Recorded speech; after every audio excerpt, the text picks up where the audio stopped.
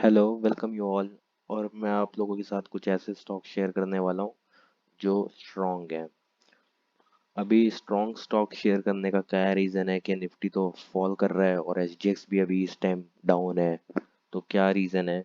Reason ये है simple कि अभी भी निफ्टी का मोमेंटम अपसाइड की तरफ है। तो जब तक निफ्टी का मोमेंटम अपसाइड की तरफ है, हमें पोजीशन बुलिश ही लेनी चाहिए। हाँ, उसको हेज करने के लिए हम एक शॉर्ट पोजीशन भी बना सकते हैं।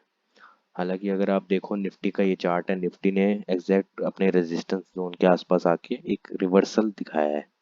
अगर ये निफ्टी इस जोन के आसपास आता है जो कि 250 से लेके 320 के आसपास का जोन है, यहाँ पे देखने लायक बनेगा कि निफ्टी कैसा परफॉर्म करता है। अगर यहाँ पे निफ्टी का डोजी कैंडल या पॉज लेता है, तो ये वापस एक पॉज लेके वापस अपसाइड की तरफ निकल सकता है। अगर इस लेवल को भी निफ्टी ब्रीच कर देता है और फिर फर्दर लेवल पे आता है, तो 15,900 का या 16,000 के आसपास का लेवल इंपॉर्टेंट हो जाएगा। ये लेवल इंपॉर्टेंट इसलिए बिकॉज इस लेवल के आसपास भी पहले रेजिस्टेंस हुआ करता था। ऊपर गया, थोड़ा टिका, लेकिन उसके बाद फिर फेल हो गया था। तो अब जाके ऊपर वापस आया है इसके। अब इस जोन के आसपास कैसा रहता है, कैसा निफ्टी परफॉर्म करता है, कैसे कैंडल्स बनाता है, तो ये अगले एक दो ट्रेडिंग सेशंस में ही हमें पता चल जाएगा। तो मे बी नेक्स्ट मंडे तक यहाँ पे सिचुएशन क्लियर हो जाएगी कि कैसी रहने वाली है आगे निफ्टी की। तो अभी हमारे पास जो पहला स्टॉक है जिसने थोड़ा अच्छा परफॉर्म किया है आज की डेट में, और काफ़ी अच्छा ब्रेकआउट भी उसमें आया है, वो उसका नाम है फुजेको। अगर आप इस चार्ट को देखो, फुजेको इंडिया का ये चार्ट है। मैं आपके साथ एक फुजेको इंडिया का सबसे पहले वीकली चार्ट शेयर करता हूँ। वीकली चार्ट में अगर आप देखोगे तो फुजेको इंडिया का यहाँ पे इस जोन के आसपास रेजिस्टेंस था। अगर आप इस रेजिस्टेंस जोन को देखो, तो फुजेको इंडिया काफ़ी टाइम से यहाँ पे फेल हो रहा था। देखो, पहला रेजिस्टेंस, दूसरा, दूसरी बार टच करा, उसके बाद तो उस तक भी नहीं गया, उस रेजिस्टेंस तक भी नहीं गया, और उसके बाद अभी ये फिर 2021 में आया, लेकिन फॉल हो गया। और अब इसने ऊपर की तरफ आके क्लोज दे दिया है, बट इतना स्ट्रॉन्ग कैंडल नहीं है। बट अगर हम डेली चार्ट में देखें इस कैंडल को, तो ये कुछ ऐसा कैंडल बना रहा है कि सबसे पहले तो इसने एक बेरिश कैंडल बनाया ऊपर जाके, गैप अप देके, लेकिन आज की डेट में अब ये ग्रीन कैंडल भी बना रहा है। देखते हैं आने वाले टाइम में कैसा परफॉर्म करता है। अगर ये स्टॉक इसके ऊपर रहता है, इसी जोन के ऊपर, इसी लेवल के ऊपर रहता है, 17 से 1800 के ऊपर रहता है, तो ये स्टॉक स्ट्रांग है और अपने लाइफ टाइम हाई की तरफ बढ़ सकता है। अब नेक्स्ट स्टॉक जो हमारी वॉच लिस्ट में है वो है अर्चिड प्लाई। अभी इस स्टॉक में आज बहुत ही तेज और अच्छा मोमेंटम हुआ था। अगर आप इस स्टॉक को भी वॉच करो, तो आप देखोगे कि इस स्टॉक ने भी मल्टीपल टाइम्स इस रेजिस्टेंस को टच करा है। ये एक जोन था, यहाँ टच किया, यहाँ पे आया, फिर यहाँ आया, फिर यहाँ पे, देख रहे हो आप कितने टाइम्स। लेकिन आज की डेट में इसने, इस स्टॉक ने अच्छे वॉल्यूम्स के साथ और अच्छी बिग कैंडल के साथ इसको क्लोज दे दिया है। तो ये स्टॉक भी स्ट्रांग है और आप इस स्टॉक को भी वॉच लिस्ट में रख सकते हो। इसमें भी एक अच्छा ब्रेकआउट आया है। नेक्स्ट स्टॉक है वो है हमारा अर्टेमिस मेडिकेयर। अब इस स्टॉक में भी एक ब्रेकआउट आता हुआ दिखा है, सेम अर्चिड प्लाई की तरह ही ये स्टॉक है। इसमें पहला टच, दूसरा रेजिस्टेंस, तीसरा, चौथी बार टच, एंड 5 to 6 टाइम के बाद उसके आसपास कंसोलिडेट करके इस स्टॉक ने एक अच्छा क्लोज दे दिया ऊपर की तरफ। अगर ये स्टॉक वापस यहाँ आता है तो एक अच्छा बाय बन सकता है लो रिस्क के साथ, जो कि लगभग इस जोन के आसपास स्टॉप लॉस लगना चाहिए। और उसके बाद देखते हैं स्टॉक कैसा परफॉर्म करता है। तो आप इसको भी अपनी वॉच लिस्ट में डाल सकते हो। अब नेक्स्ट स्टॉक है जो वो है यूनिवर्सल केबल्स। यूनिवर्सल केबल्स ने क्या किया है, अगर आप देखोगे तो इस स्टॉक ने भी अपनी एक डाउन ट्रेंड लाइन को तोड़ा है।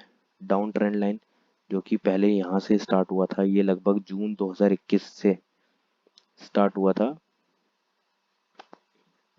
आप देखोगे जुलाई 2021 से, उसके बाद देखो आप, लगभग 1 साल से डाउन ट्रेंड लाइन चल रही थी।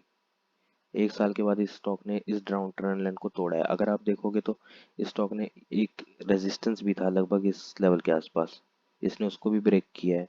अगर ये स्टॉक इस लेवल को भी तोड़ देता है तो मेरे लिए स्टॉक एक अच्छा बाय सिग्नल जनरेट करता हुआ जाएगा। आप इस स्टॉक को भी वॉच लिस्ट में रख सकते हो और अपने ट्रेड को प्लान कर सकते हो। अगर आपका जो भी सिस्टम है ट्रेडिंग का, अगर वो बाय सिग्नल देता है तो आप भी इसको प्लान कर सकते हो अपने ट्रेडिंग सिस्टम के हिसाब से। अब नेक्स्ट स्टॉक जो हमारे वॉच लिस्ट में है वो है Ujjivan financials. Ujjivan financial services limited. अब आप इस स्टॉक को देखो तो इस स्टॉक ने यहाँ पे एक रेजिस्टेंस था इस स्टॉक को, जिसने यहाँ पे भी एक्ट किया। फिर उसके बाद यहाँ पे कंसोलिडेशन, एंड कंसोलिडेशन के बाद अगेन ब्रेकआउट। कोई भी स्टॉक अगर रेजिस्टेंस के पास आके कंसोलिडेट करता है और फिर उसके बाद एक अच्छा ब्रेकआउट देता है तो उसके सक्सेस होने के चांसेस बहुत हाई हो जाते हैं। बिकॉज उस लेवल पे, इस लेवल पे सेलिंग आती है, फिर ये स्टॉक फॉल करता है, फिर दोबारा आता है, दोबारा सेलिंग आती है, फिर फॉल करता है। बट आप पहली बार जब ये स्टॉक ने यहाँ से सेलिंग दिखाई और जब दूसरी बार दिखाई तो एक चीज़ ऑब्जर्व करोगे कि पहली बार की जो सेलिंग थी वो तेज़ थी और ज़्यादा ज़्यादा थी, लेकिन सेकंड टाइम की सेलिंग में उतना प्रेशर नहीं था। आप देखो, क्योंकि ये सेलिंग ऑब्जॉर्व हो चुकी हुई है थोड़ी बहुत। जो माल बेचने वाले बैठे हैं वो थोड़ा माल तो यहाँ निकाल ही चुके हैं, दूसरी बार में थोड़ा माल निकाला, तीसरी बार में तो बायर्स ही आ गए पूरी तरह, तो वो स्टॉक निकल ही जाता है। आप देखो एक चीज़ और नोट करो तो इसका लो यहाँ था, उसके बाद इसका लो थोड़ा ऊपर को बना, सॉरी, थोड़ा ऊपर को बना इसका लो, उसके बाद इसका लो यहाँ बना।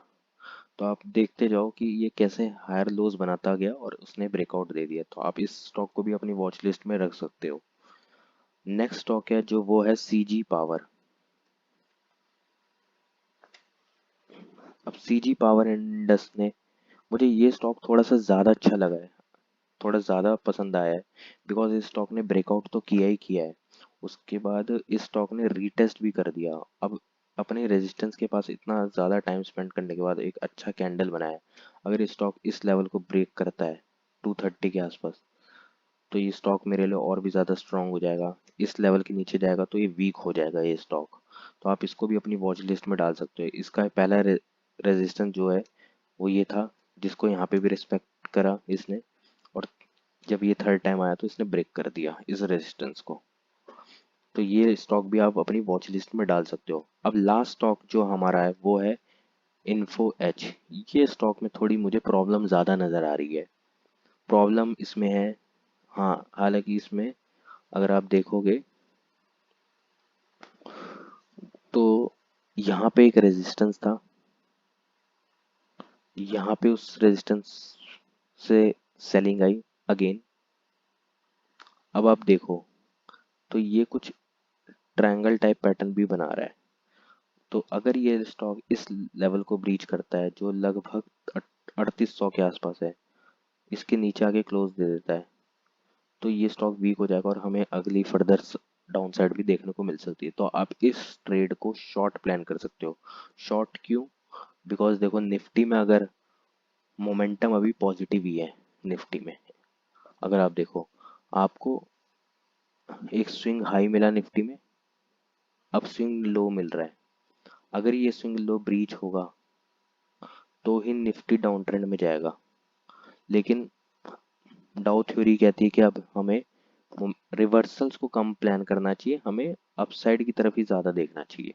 तो हम, हो सकता है कि हमें ये फेल भी हो जाए, निफ्टी ब्रीच कर जाए, तो उसके लिए हम हेज करने के लिए एक शॉर्ट पोजीशन भी बना सकते हैं किसी स्टॉक में, और बाइंग पोजीशन ही हम ज़्यादा रखें। Because buying side he momentum है अभी।